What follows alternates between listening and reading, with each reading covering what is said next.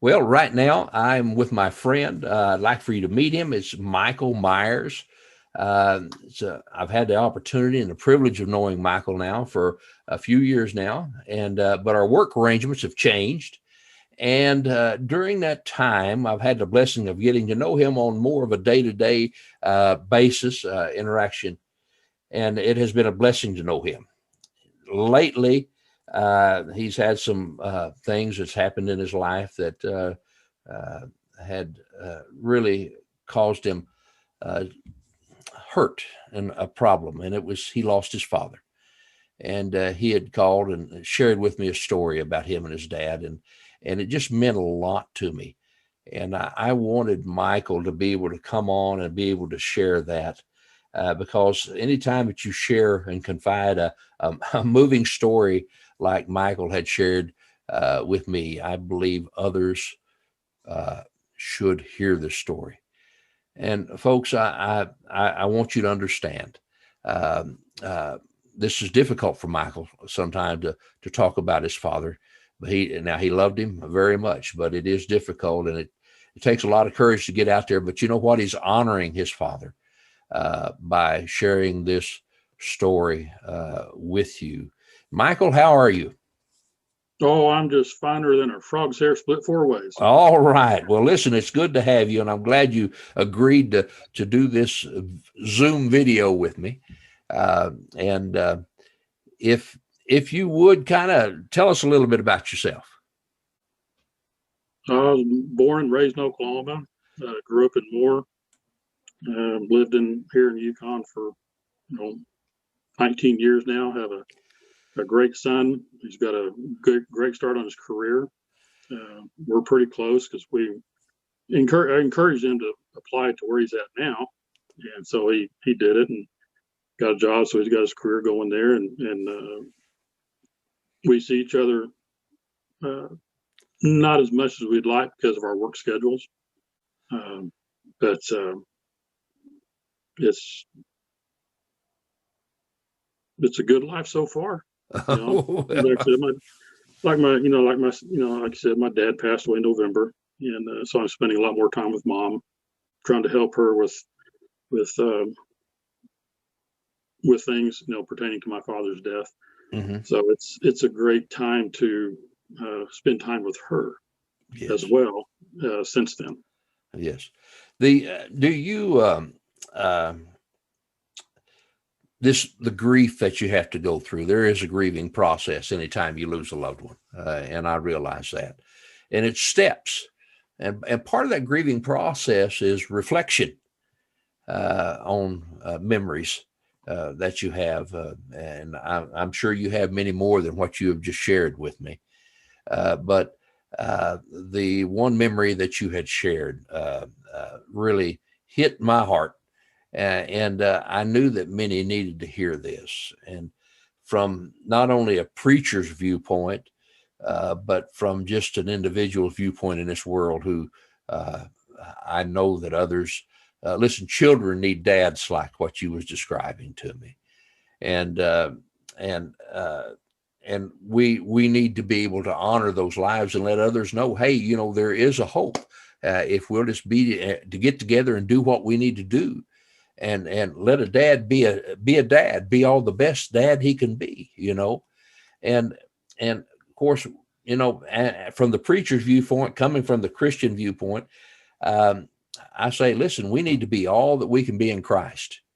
And that's to do things right and to do things that would be good for our family, because the Word of God teaches us so many times how we should be Christian and considerate of one another, always considerate, and how a father should be the best father that he can be, and how a mother should be the best mother, and how children should be the best children that they can be, for the yeah, family unit to be able that's to true.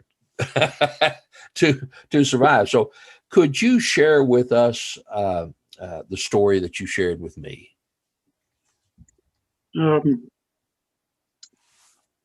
when I was a teenager, growing up in the church that I attended, we had uh, churches all over the country, literally all over the world. But in this situation, uh, they started a youth group, specifically for teenagers from the age of 12 to 18.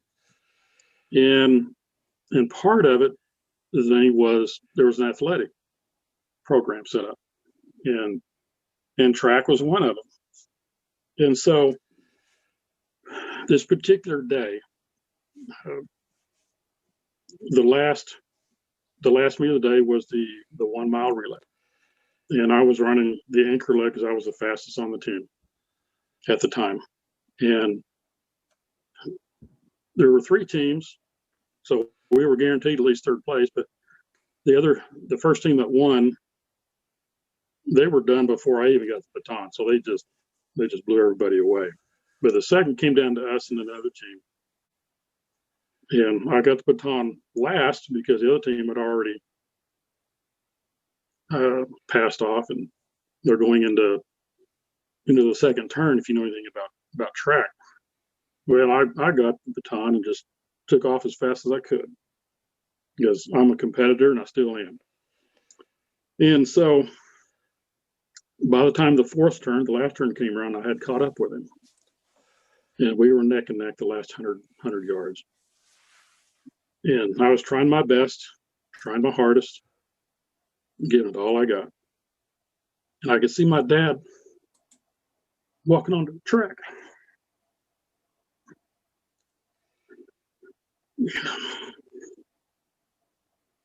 Across the finish line.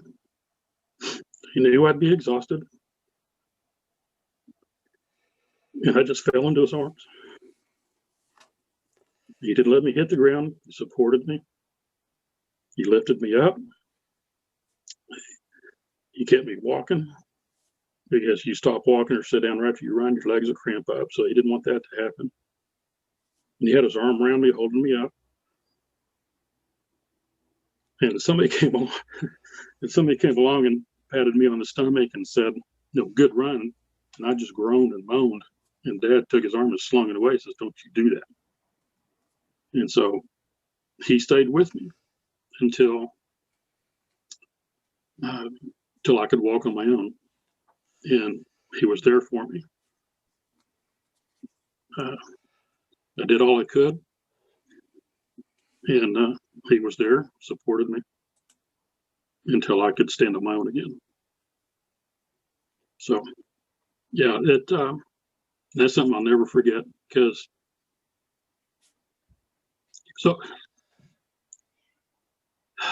he was always there for me. And so that, what does it really mean, Michael, in that, I mean, besides the heartfelt, what does it mean, that one moment, that one memory, holding on to that memory, how does it help you today?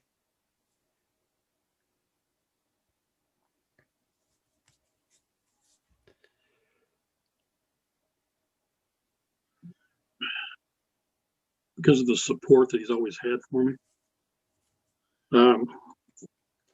He's always there when you do what you can. I've always done what I could. And if he could help me, he picked up the slack. He helped me reach my goals.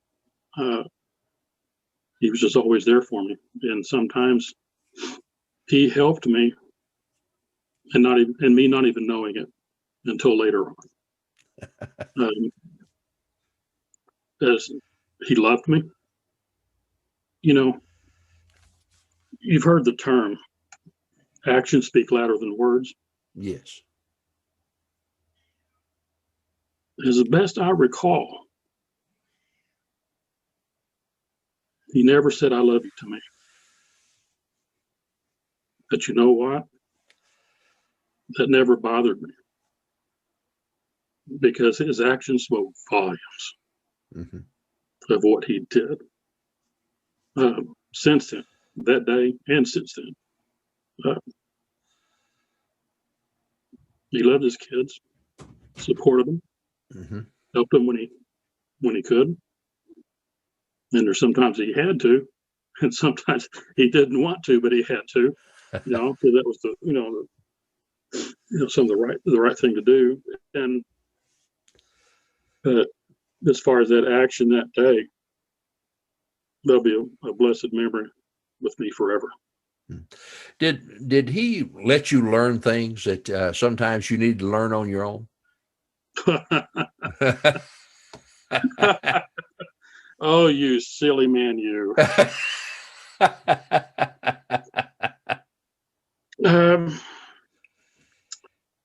Yeah, there's probably more than I thought or think. But there have been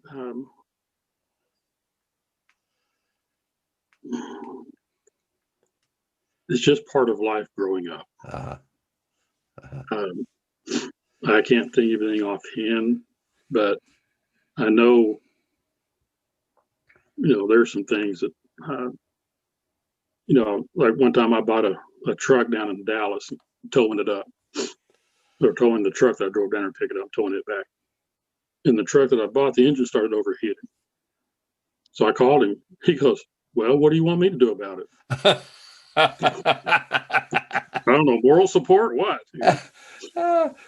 But yeah, that's exactly what he said. I'm going like, well, Dad, I'll just take moral support or something, But he, eventually got home that day, but and fixed the problem after I got home. Found out the problem.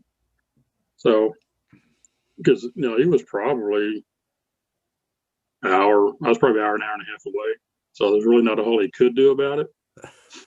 But it's just funny now. I laugh at it now because well, what do you want me to do? So, but situations like that, you just deal with them all and handle it the best way you can. It seems like he was very good. The picture that you paint, the picture that I have in my mind, is when we're running life's race. We're running the race just as hard and as fast as we can. And sometimes getting to that finish line is pretty tough, right? I mean, we have lots, we have a lot of trials, but we have not only an earthly father, but a heavenly father that's waiting for us at that finish line. And we, as believers, can look forward. That's the hope that we have, that irregardless of the trials and the struggles that we have to go through in this life, sometimes we have to go through them to learn. And sometimes God makes a way for us where there seems to be no way. But at the same time, we're running and this is getting so hard. I just don't know if I can do this or not, and Paul talks about running the race and that we need to run it to win, to gain the prize. And that prize is having our Father at the end line, sitting there waiting to catch us when we fall through. We're not giving, God would not give us trials that we cannot handle.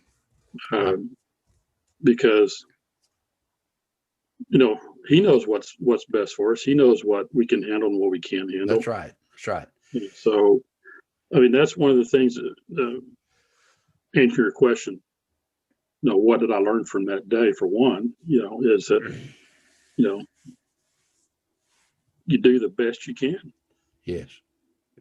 You whatever it takes, you do the best you can. Ask for God's help, and He will give it to you. And He will give it to you. I can't tell you, Michael, how many times in my own life He's made a way where there seemed to be no way.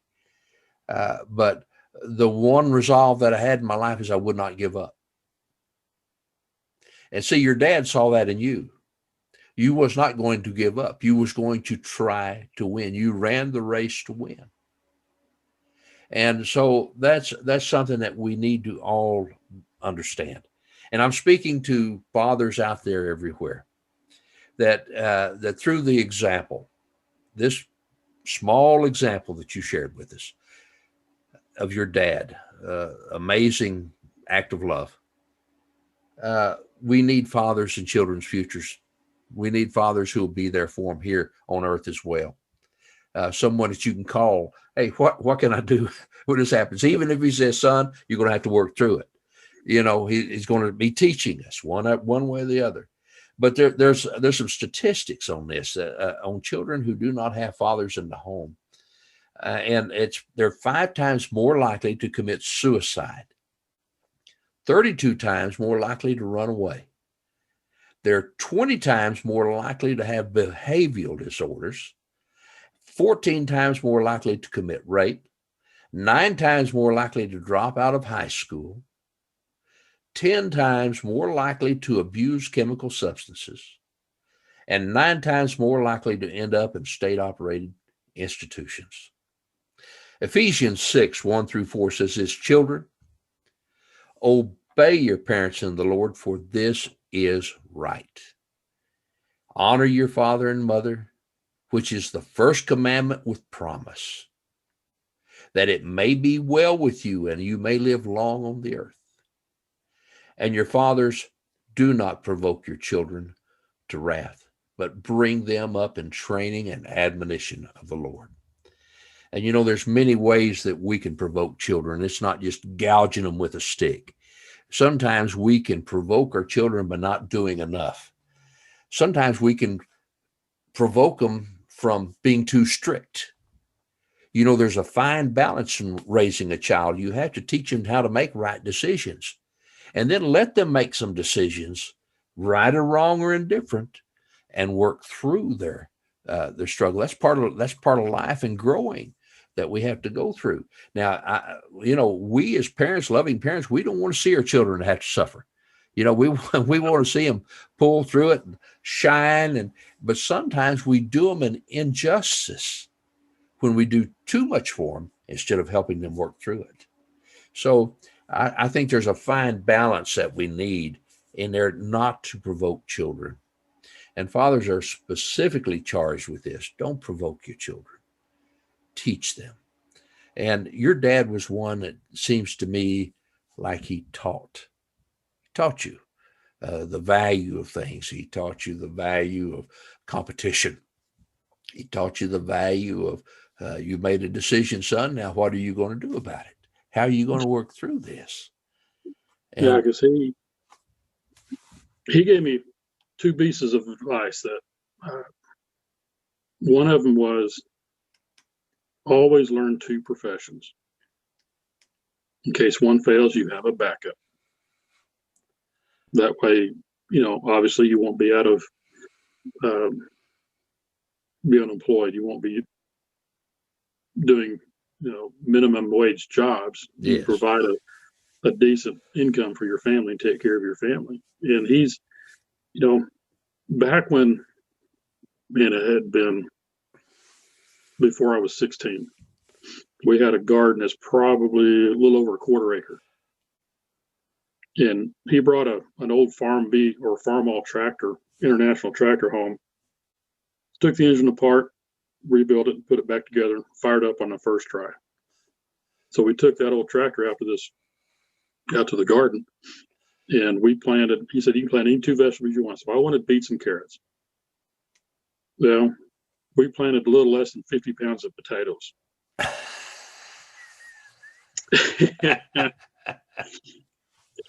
And we harvested in our single car garage in the house we grew up in.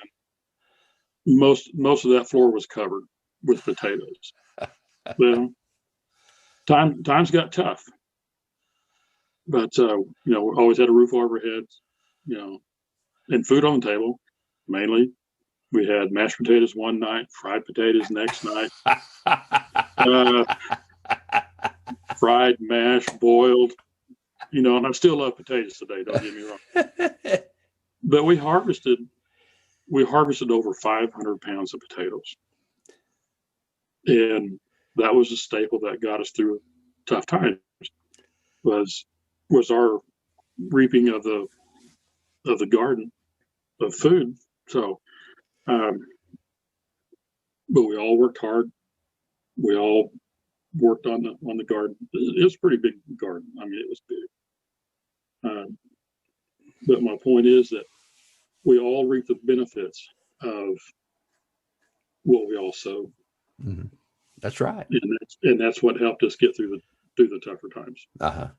Well, yeah, and I know your dad. You had shared what your dad had done for a living, and which prompted you to do some what you do for a living, as well, and that he helped you with your education to go to a point of where you continue on, and sometimes you didn't even know that you was getting help on that education, and I think that was some wisdom again to um, just have something for you to make sure that you could get through it. But see, this all stems from love and a heart for a son, children, a family. The love that comes from the love that that he had for his mother, your mother, and your mother had for him, and you and your family were brought out of that love. It bloomed, and so he reaped what he sowed, and I'm telling you that even with children, you're going to reap what you sow. You're going to you can teach them to either be a good, productive individual as to where they can face the storms in life that we're going to have. When we are going to have storms in life, there's no doubt about it. But Yeah, and my, you know, I heard the saying that, behind every great man is a great woman. Um, yes, we all need fathers. No, but I appreciate my mom. Um, you know, Nobody's ever, uh, want to see their parents die, no, but it's going to happen. yeah, It's going to happen. And so, uh, that's one of the reasons why I bought this house where I'm at now. Because I'm only 4 blocks away from them. it's Because good. 20 years ago, I said, well, they're going to get old one day. And they're going to need some help. Mm-hmm. And I didn't know it'd be 19 years later. It sneaks up on you, and Michael, I had made the same decision with my parents. I had moved back home, and where I could be there for them. And I was telling my wife today, as a matter of fact, as I said, it pleases my heart so much to know that I could be there for them. That it could have been just a little bit of comfort in their mind to know that I was just right there. And so it's important that we love the family unit, and and even though your dad has gone on home to his reward, that his memory is still here, and what he's worked for and lived for is still here, and it has to be carried on in your life and the lives of the children everywhere from their parents. And we need to get back to the family unit. We need to do everything we can to instill the importance of the family. And if we have children, we need to be the best example for them that we can be. Even if in a situation I have children from a divorce that I love dearly, I love my children, and the one thing that I always want is I hope my life will be an honor to them as to where they knew I love them and that I cared for Yeah, them. And because it's, you touched on uh, bringing up children. When I was growing up, I went out to what we called a farm and Tuttle, and we could leave the doors unlocked at night. Back then, didn't have to lock everything up. Now, you get in bed, oh, I had to lock the doors, but I lock the cars. Um, you're always double thinking on things and double checking, because you can't do that now mm-hmm, with today's society. mm-hmm. So it's a totally different world. And I think our first computer game was Pong. Bloop, bloop, bloop. And we just thought that was exciting. Oh yeah, Yeah. Yeah. But most time, we were outside playing. uh-huh. We know more where I grew up is probably half the size it is now. You know, that's probably one of the way I've become so athletic, because I rode my bike everywhere. I was exercising just about every day, you know. Uh-huh. So, but now, man, I'd be leery of riding my bike around town. You might get run over, you know. So it's like, And yeah, just be a bump in the road, huh? yeah, plump, plump. Yeah, what was that? I don't know. Let's keep on going. So I've got a Well, 2-piece bicycle now. well, Michael, listen, it's been good visiting with you. And is there anything else that you would like to say before we cut this thing off, cut this interview off? I would say fathers, other fathers, it's not easy. It's not easy being a good father. There are times that you're going to have to show tough love, because it's not all fun and games.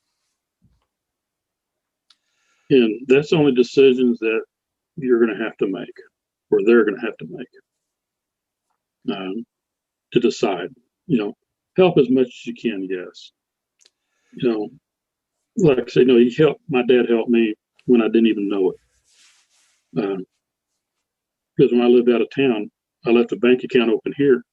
And I'd go to the bank and say, okay, how much gas money can I have? How much money can I get out of the bank? Because I didn't have but $5 or $10 in there.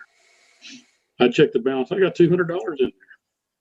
Well, my dad would deposit money in my account here so I could live out there.